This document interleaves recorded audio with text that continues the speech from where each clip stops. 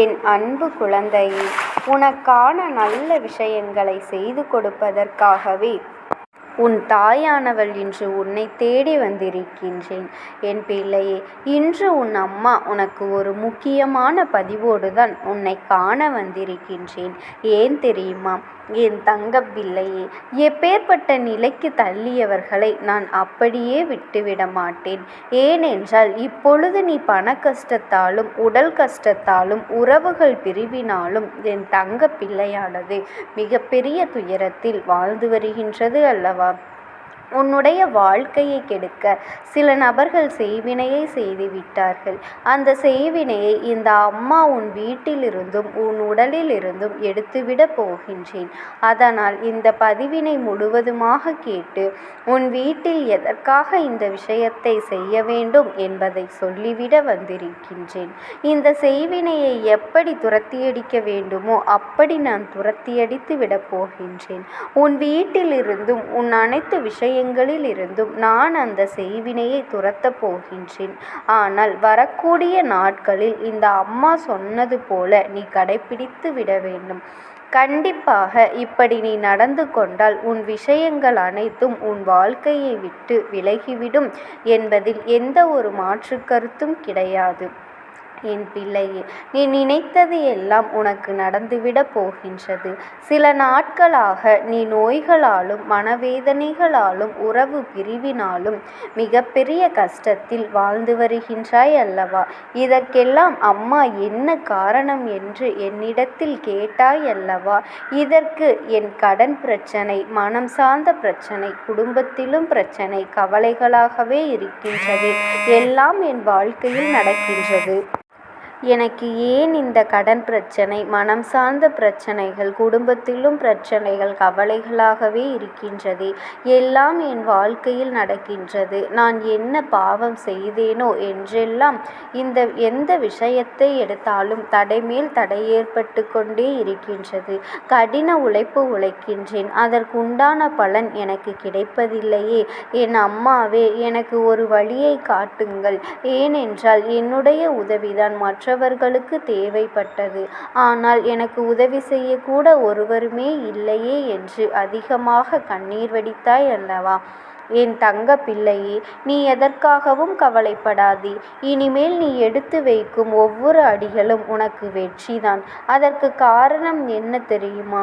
உனக்கு செய்வினைகள் செய்தவர்களுக்கு அந்த செய்வினையின் துன்பத்தை அவர்களுக்கே திருப்பி அடிக்குமாறு, உனக்கு செய்வினைகள் துன்பத்தை அவர்களுக்கு திருப்பி அனுப்புமாறு நான் ஒரு விஷயத்தை செய்ய போகின்றேன்.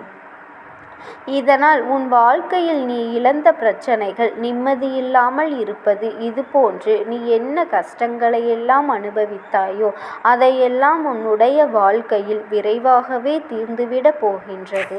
இந்த அம்மாவினுடைய பார்வையினால் செய்வினை அவர்கள் உன் வாழ்க்கையை விட்டு விலகி ஓடிவிடப் போகின்றார்கள். அந்த செய்வினையானது எரிந்து சாம்பலாக போகின்றது. எப்பேற்பட்ட காரியத்தை அவர்கள் உனக்கு துணிந்து செய்திருக்கின்றார்கள். நீ வாழவே கூடாது, உன் குடும்பத்தின் நிம்மதியை கெடுக்க வேண்டும், உன்னை அழிக்க வேண்டும் என்று எண்ணி இப்படி ஒரு காரியத்தை துணிந்து செய்திருக்கின்றார்கள். இந்த அம்மா உன் வீட்டில் அமர்ந்திருக்கும் பொழுது நான் எப்படி அதை உனக்கு நடக்க விட்டு விடுவேன்? சிறு சிறு விஷயங்கள் உன் வாழ்க்கையில் இப்பொழுது நடந்து கொண்டிருந்தாலும் அதற்கான பரிகாரத்தையும் உன்னிடத்திலே சொல்லிவிடுகின்றேன். அதை நீ அப்படியே கடைபிடித்து விட்டாயானால் செய்வினைகளால் உனக்கு ஏற்பட்ட துன்பங்கள் எல்லாம் உடனே நீங்கிவிடும் என்பதனை முழுமையாக நீ புரிந்து கொள்ள வேண்டும். எந்த ஒரு காரியமாக இருந்தாலும் நீ தைரியமாக இருக்க வேண்டும். உன்னுடைய தைரியத்தால் தான் இனி வரக்கூடிய சூழ்நிலைகளிலிருந்து உன்னால் வெளிவர முடியும். நான் எதையும் நினைத்து அது நடந்துவிடுமா, இது நடந்துவிடுமோ, நம் வாழ்க்கையில் அப்படி ஆகிவிடுமோ என்று நீ பயம் கொள்ளக்கூடாது. இந்த அம்மாவிற்கு பயம் என்றால் என்னவென்றே தெரியாது. அதை போலத்தான் என்னை வணங்கி கொண்டிருக்கும் என் தங்க பிள்ளைக்கு பயம் என்பது ஒரு துளியும் இருக்கக்கூடாது. இந்த அம்மா முழுமையாக உன் வீட்டில் உயிரோடு இருக்கும் பொழுது பிறகு எதற்கு நீ கவலைப்படுகின்றாய் என் செல்லமே? எதற்காக நீ கண்ணீர் சிந்துகின்றாய்? நீ பட்ட துயரங்களும் நீ பட்ட துன்பங்களும் ஒருபோதும் இந்த அளவிற்கு அனுபவித்து விட்டாய் அல்லவா? மற்றவர்களுக்கு உதவிகளை செய்து இதையெல்லாம் நீ அனுபவித்து விட்டாய். உன்னிடத்தில் உதவிகளை பெற்றார்களே, அவர்கள் அந்த உதவியை நன்றியெல்லாம் மறந்துவிட்டு உனக்கு சில பிரச்சனைகளை உருவாக்கி கொண்டிருக்கின்றார்கள். உதவி செய்த நபருக்கே உபத்திரம் செய்து கொண்டிருக்கின்றார்கள். அப்படிப்பட்ட நன்றி மறந்த அந்த மனிதர்களுக்கான தண்டனையை கூடிய விரைவிலேயே உன் முன்னால் இந்த அம்மா நான் கொடுக்கப் போகின்றேன். அவர்கள் உன் வாழ்க்கையை எடுக்கவும் உன் உறவை பிரிக்கவும் அதன் மூலம் அவர்கள் வாழ்க்கையில் மகிழ்ச்சியடைய பார்க்கின்றார்கள். உன்னுடைய கதையை முடிக்க வேண்டும் என்று நினைத்து விட்டார்கள். இந்த அம்மாவின் பிள்ளை என்பதை நீ மறந்துவிடாதே என் தங்கமே. இனிமேல் என்னுடைய ஆட்டம் ஆரம்பிக்கப் போகின்றது. அவர்கள் அறிவை எதிர்நோக்கி வந்து கொண்டிருக்கின்றார்கள். உன்னை தேடி சில நபர்கள் வருவார்கள். காரணம் என்ன தெரியுமா?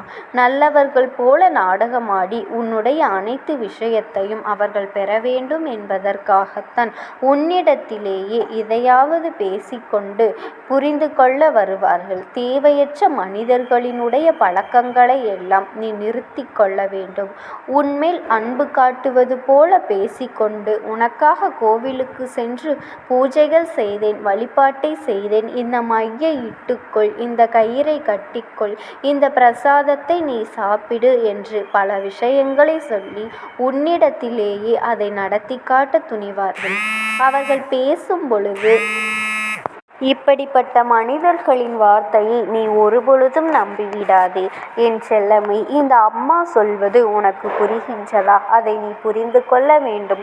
உன் வாழ்க்கையில் பல உடல் பிரச்சனைகளால் நீ அவதிப்பட்டு கொண்டிருக்கின்றாய். கடினமாக உழைத்தாலும் அந்த இடத்தில் உனக்கு எந்த ஒரு பலனும் கிடைப்பது இல்லை.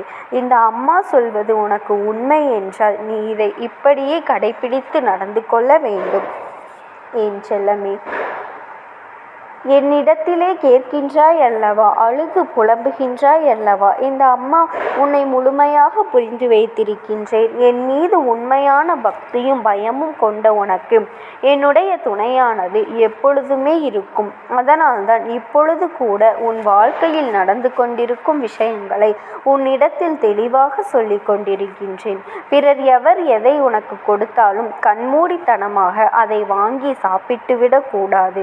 நான் அந்த பூஜை செய்கின்றேன், உன்னுடைய கஷ்டங்கள் எல்லாம் தீர்ந்துவிடும் என்று எவரையும் உன்னுடைய வீட்டில் அனுமதிக்க கூடாது. அதுபோல சில கயிறுகளை கொடுத்தாலும் உன் குடும்பத்தில் யாரிடத்திலும் சொல்லாதே. ஏனென்றால் அவை எல்லாம் உன் குடும்பத்தில் திடீரென்று மிகப்பெரிய மாற்றத்தை உருவாக்கி கொடுக்கும்.